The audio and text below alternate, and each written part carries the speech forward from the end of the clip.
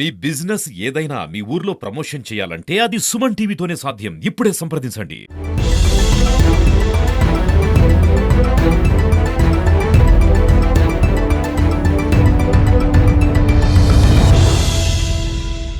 తమిళనాడు ప్రజలు దైవంగా భావించేటువంటి జయలలిత ఆస్తుల విషయంలో కొన్ని సంచలన విషయాలు బయటకు వస్తున్నాయి.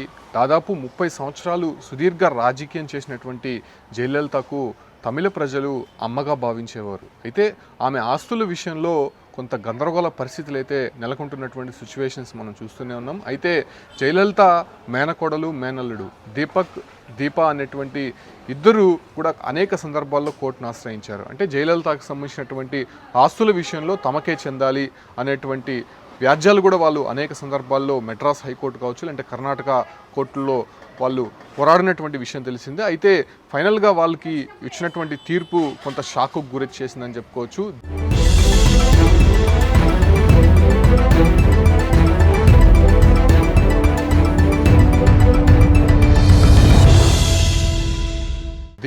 దీప వేసినటువంటి వ్యాజ్యం నేపథ్యంలోనే కర్ణాటక హైకోర్టు సంచలనమైనటువంటి తీర్పు వెల్లడించింది. అయితే జయలలితకు సంబంధించినటువంటి ఆస్తుల విషయంలో మీకు అప్పజెప్పేటువంటి అవకాశం లేదు, అది తమిళనాడు సర్కార్కి అప్పగించాలని చెప్పి కూడా సంచలనమైనటువంటి ప్రకటన చేయడంతో ఒక్కసారిగా వాళ్ళు షాక్కు గురయ్యారు. అయితే ఈ ఒక్క ఆస్తుల విషయంలో ఫిబ్రవరి 14, 15న ఈ ఒక్క జయలలితకు సంబంధించినటువంటి ఆస్తుల చిట్టా ఏదైతే ఉందో అవన్నీ కూడా తమిళనాడు ప్రభుత్వానికి అప్పగించేందుకు ప్రత్యేకమైనటువంటి కమిటీ కూడా వేసేందుకు అటు ఆదేశాలు అయితే జారీ చేసింది. ఏదైతే న్యాయమూర్తి హెచ్ఏ మోహన్ ఇచ్చినటువంటి ఆదేశాల మేరకు ఈ ఒక ప్రక్రియ అయితే మాత్రం ఫిబ్రవరి 14, 15 తేదీల్లో జరగబోతోంది. అయితే జయలలితకు సంబంధించినటువంటి ఆస్తుల విషయాలకి మనం వస్తే ఆమె చనిపోయినప్పటి నుంచి కూడా ఆమెకు సంబంధించినటువంటి మేనకోడలు మేనల్లుడితో పాటు ఆమె నిచ్చలి శశికళ కూడా దీనిపైన ఫైట్ చేస్తూనే ఉంది. అయితే శశికళ విషయంలో కూడా అప్పుడు చాలా గందరగోళ పరిస్థితులు ఏర్పడింది. ఎందుకంటే జయలలిత శశికళ విషయంలో దాదాపు 170కి పైగా కొన్ని సంస్థలు ఏర్పాటు చేశారు, కొన్ని కంపెనీలు ఏర్పాటు చేశారు. దాంతోపాటు కూడా వాళ్ళిద్దరి మధ్య స్నేహబంధంతో పాటు ఫైనాన్షియల్ ట్రాన్సాక్షన్స్ కూడా అనేకం జరిగాయి. కాబట్టి ఖచ్చితంగా దానిపైన కూడా ఎంక్వైరీ వేయాలని చెప్పి కూడా అనేక మంది కోరారు. అదే రకంగానే అన్నాడీఎంకేకి సంబంధించినటువంటి పూర్తి కీలక నేతలంతా కూడా ఆమె పైన పూర్తిగా ఫైర్ అయ్యారు. దాంతోపాటు కూడా న్యాయ విచారణ జరిపించి ఖచ్చితంగా ఆమె ఆస్తుల్ని వెనక్కి తీసుకోవాలని చెప్పి కూడా అప్పుడు డిమాండ్ వినిపించాయి. కాకపోతే ఇప్పుడు కర్ణాటక ప్రభుత్వం ఇచ్చినటువంటి ఆదేశాల మేరకు అసలు అక్కడ జయలలితకు సంబంధించినటువంటి ఆస్తులు ఏ రకంగా ఉన్నాయో క్లియర్ కట్గా ప్రస్తావించింది. అదే దాదాపు 1562 ఎకరాల భూమితో పాటు 27 కేజీల బంగారము, వజ్రాభరణాలు, అదే రకంగానే 600 కేజీల వెండి, అదే రకంగానే 10,000కు పైగా చీరలు, అదే రకంగానే 700 జతలకు పైగా చెప్పులు, చేతి గడియారాలు కావచ్చు, లేకపోతే గోడ గడియారాలు, ఇలా విలాసవంతమైనటువంటి భవనంలో ఇవన్నీ కూడా ఏర్పరచుకున్నటువంటి జయలలిత విషయంలో ఇలా సంచలనమైనటువంటి విషయాలు బయటకు వస్తూనే ఉన్నాయి. ఆమెకు సంబంధించినటువంటి వేద నిలయం ఏదైతే ఉందో దానికి సంబంధించి కూడా గతంలో తమిళనాడు సర్కారే దాన్ని స్వాధీనం చేసుకొని అక్కడ స్మారక చిహ్నం ఏర్పాటు చేయాలని చెప్పి కూడా నిర్ణయం తీసుకుంది.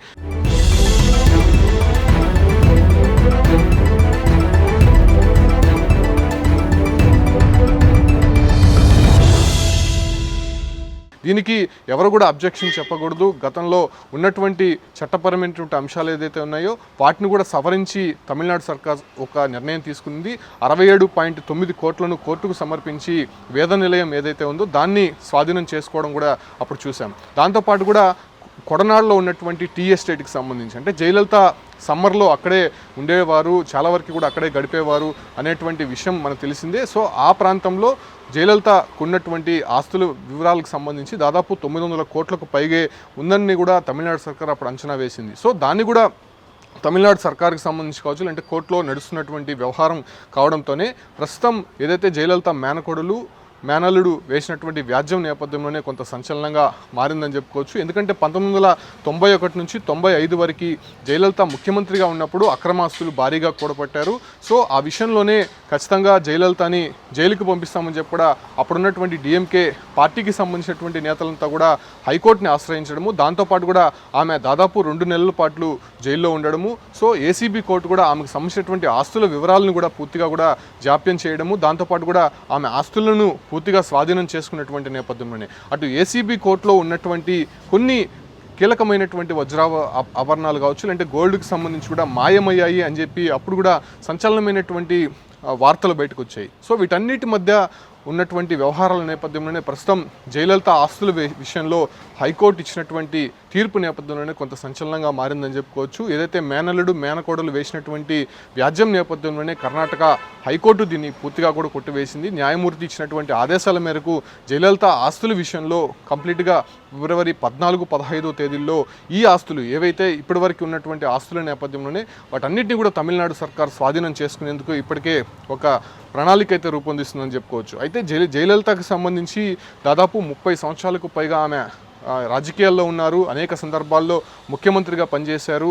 ఆమెకి దగ్గరగా ఉన్నటువంటి కొంతమంది కీలక నేతలు మాత్రము ఏదైతే వేద నిలయంగా ఉన్నటువంటి పోయస్ గార్డెన్లో ఉన్నటువంటి ఆమె ఏదైతే బిల్డింగ్ ఉందో దాన్ని స్మారక చిహ్నంగా మార్చాలని చెప్పి కూడా అప్పుడు నిర్ణయం తీసుకున్నటువంటి నేపథ్యంలోనే అప్పుడు కూడా డిఎంకేకి సంబంధించినటువంటి వారంతా కూడా కొంత వ్యతిరేకించడము. ముఖ్యంగా జయలలిత మరణానికి సంబంధించి అనేక సందేహాలు ఉన్నాయి. ఆమె అపోలో హాస్పిటల్లో దాదాపు 70 రోజులకు పైగా చికిత్స తీసుకున్నారు, అనేక సందర్భాల్లో సర్జరీలు చేశారు, ఆపరేషన్లు జరిపారు, విదేశాల నుంచి వైద్యులను పిలిపించి ఆమెకు ట్రీట్మెంట్ ఇప్పించారు. కాకపోతే జయలలిత కోలుకుంటోంది, జయలలిత మళ్ళీ తిరిగి వస్తుంది, ఆమె మళ్ళీ సీఎం పదవి చేపడుతుంది అనేటువంటి ఒక వార్తలు రావడము, అదే రకంగానే మళ్ళీ జయలలితకి సీరియస్గా ఉంది అనేటువంటి విషయాల్ని ఈ రకంగా చెప్తూనే దాదాపు 75 రోజుల పైగా జయలలిత ఆరోగ్య పరిస్థితి పైన కొంత బులెటిన్లు కొంత ఆందోళన కలిగించినటువంటి నేపథ్యంలో జయలలిత మరణం పైన కూడా కొంత సందేహాలు అనేది అక్కడ ఉన్నటువంటి తమిళనాడు సర్కార్ కావచ్చు, లేకపోతే అక్కడ ఉన్నటువంటి ప్రజలు ముఖ్యంగా ఆమెని ఒక దైవంలా భావించేవాళ్ళు, అమ్మ అనేటువంటి విధంగా కొలిచేవారు. ముఖ్యంగా ఆమెకి సంబంధించినటువంటి కార్యకర్తలు కావచ్చు, అభిమానులు కావచ్చు, ఆమెకి సాష్టాంగ నమస్కారం చేసి కూడా ఒక దైవంలా భావించి ఆమెని కొలుస్తూ ఉండేవారు. వాళ్ళంతా కూడా అనుమానం వ్యక్తం చేసినటువంటి నేపథ్యంలోనే దానిపైన కూడా ఎంక్వైరీ జరుగుతుంది. జయ మరణం పైనే కాదు, జయ ఆస్తుల విషయంలో కూడా ప్రస్తుతం వస్తున్నటువంటి ఆరోపణల నేపథ్యంలోనే హైకోర్టు ఇచ్చినటువంటి తీర్పు ప్రస్తుతం సంచలనంగా మారింది. అసలు ఈ ఆస్తుల వరకే స్వాధీనం చేసుకోబోతుందా, లేకపోతే మరిన్ని ఆస్తులు కూడా కొంతమందితో డీలింగ్స్ ఉన్నాయి కాబట్టి అటు శశికళతో జయలలితకి సంబంధించినటువంటి కొన్ని కంపెనీలు, అదే రకంగానే జయలలితకి ఆ కంపెనీల్లో రావాల్సినటువంటి వాటాలకి సంబంధించి ఏ రకంగా ఉన్నాయి, వాటిపైన కూడా కొంత చర్చ జరిగి నిర్ణయాలు తీసుకుంటారనే దానిపైన కూడా ప్రస్తుతం సందిగ్ధతలో నెలకొంది. ప్రస్తుతం ఈవైతే వాళ్ళ మేనకోడలు మేనల్లుడు వేసినటువంటి లిస్ట్ ఏదైతే ఉందో అవన్నీ కూడా వాళ్ళకి చెందాలని చెప్పి కోర్టును ఆశ్రయించినటువంటి నేపథ్యంలో అవన్నీ మళ్ళీ తమిళనాడు సర్కార్కి అప్పగించేందుకు హైకోర్టు ఇచ్చినటువంటి ఆదేశాల మేరకు ఎలా దాన్ని స్వాధీనం చేసుకోబోతున్నారు, అదే రకంగానే మరిన్ని ఆస్తుల విషయంలో ఎలాంటి నిర్ణయం ప్రస్తుతం డిఎంకే ప్రభుత్వం తీసుకోబోతోందనే విషయాలపైన కూడా ప్రస్తుతం సందిగ్ధత నెలకొంది. అయితే అన్నా డిఎంకేకి సంబంధించి ఇప్పటికే పలు చీలికలు ఏర్పడినటువంటి నేపథ్యంలోనే ఎవరు దానికి యాంటీగా మాట్లాడబోతున్నారు, ఖచ్చితంగా దానిపైన ఎవరు ఫైట్ చేయబోతున్నారు, జయ ఆస్తుల విషయంలో కొంత డిఎంకే పార్టీ కూడా వ్యతిరేకిస్తున్నటువంటి నేపథ్యంలోనే అసలు అన్నా డిఎంకే స్టాండ్ ఎలా ఉండబోతుందో ప్రస్తుతం తమిళనాడులో కొంత చర్చనీయాంశంగా మారుతోంది. రాబోయేటువంటి ఎన్నికల మీద కూడా ఈ ప్రభావం ఉండేటువంటి అవకాశం కనిపిస్తూ ఉంటుంది. ఎందుకంటే అన్నా డిఎంకేకి సంబంధించి ఇప్పటికే కీలక నేతలంతా కూడా పలు పార్టీలని ఆశ్రయిస్తున్నారు. దాంతోపాటు కూడా డిఎంకే అనేది కొంత కీలకంగా ఇప్పుడు ప్రభుత్వంగా మారింది కాబట్టి ప్రస్తుతం వచ్చేటువంటి విజయ్ పార్టీకి సంబంధించి టీవీకే పార్టీ కూడా కొంత కీలకంగా మారుతుంది కాబట్టి ఈ రాజకీయ పరిణామాలు కూడా దీనిపైన ప్రభావం పడేటువంటి అవకాశం కనిపిస్తుంది. ప్రస్తుతం సంచలనంగా మారినటువంటి ఈ ఆస్తుల విషయంలో ఎలా నిర్ణయం తీసుకోబోతోంది, స్వాధీనం చేసుకున్న ఆస్తుల వివరాలు ఎలా ఉండబోతాయో మాత్రం ఫిబ్రవరి 14-15 తేదీల్లో ప్రభుత్వం తీసుకునేటువంటి నిర్ణయం పట్ల, అదే రకంగానే హైకోర్టు ఇచ్చినటువంటి ఆదేశాలను ఎలా తమిళనాడు సర్కార్ ఫేస్ చేయబోతుందో, దాన్ని ఎలా స్వాధీనం చేసుకోబోతుందో మాత్రం వేచి చూడాల్సినటువంటి అవసరం కనిపిస్తుంది.